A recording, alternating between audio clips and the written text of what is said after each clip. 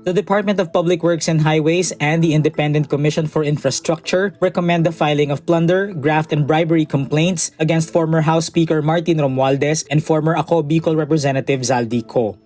The DPWH and ICI turned over their recommendation to the Office of the Ombudsman on Friday, November 21. President Ferdinand Marcos Jr. had ordered the turnover the same day.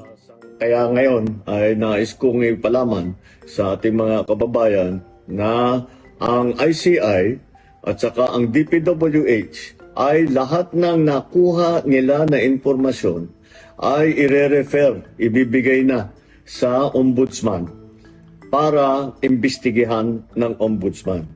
It includes contracts involving Hightone and SunWest from 2016 to 2025 and the testimony of Orly Guteza, who identified himself as Co's former security aide. Guteza earlier told the Senate he delivered pieces of luggage filled with